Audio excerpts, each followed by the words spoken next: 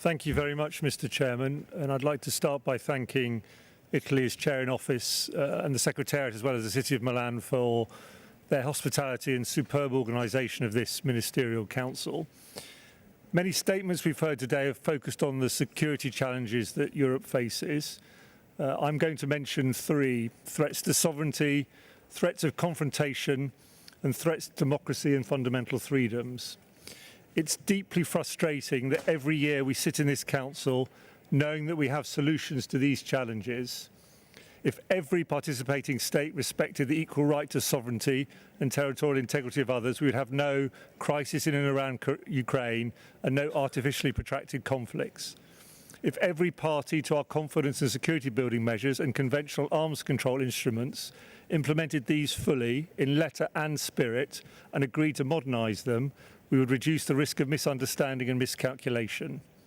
And if every state implemented fully our OSCE human dimension commitments, we would enhance not only the well-being of our societies, but also security and stability across the region.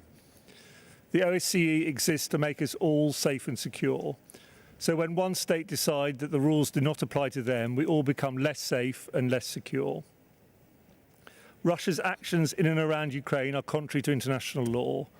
Week after week, OSCE states call upon Russia to end its illegal annexation of Crimea, stop fueling conflict in the Donbass, and respect Ukraine's territorial integrity.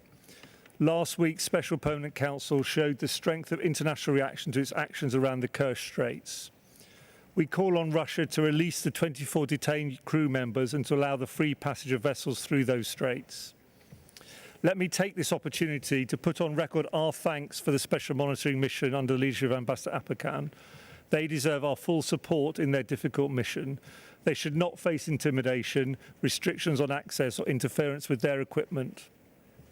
Mr. Chairman, Ukraine is not the only state to have experienced a pattern of Russian hostile behaviour that includes cyber attacks on international organisations, attempts to distort democratic processes, and massive disinformation campaigns. This year marked the 10th anniversary of the Russian-Georgian War and the ongoing violation of Georgia's sovereignty and territorial integrity. This year, my country also suffered direct consequences from Russia's disregard for international law and commitments, the reckless use of a deadly nerve agent on the streets of Salisbury. 2 years ago, OSCE ministers launched a structured dialogue to reduce risk and ultimately help rebuild trust. We cannot expect change overnight, but with political will from all participating states, the dialogue could act as a confidence-building measure.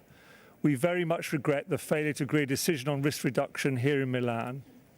Finally, Mr. Chairman, I'm proud that for a second year, the UK Ambassador has been chairing the Human Dimension Committee. I'd like to thank all OSCE delegations for their active engagement.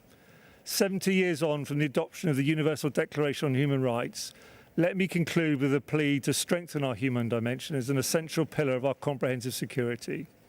Finally, I'd like to thank the Italian Chair for their hard work and commitment over the past year and to extend our full support to Slovakia as incoming Chair. Thank you very much.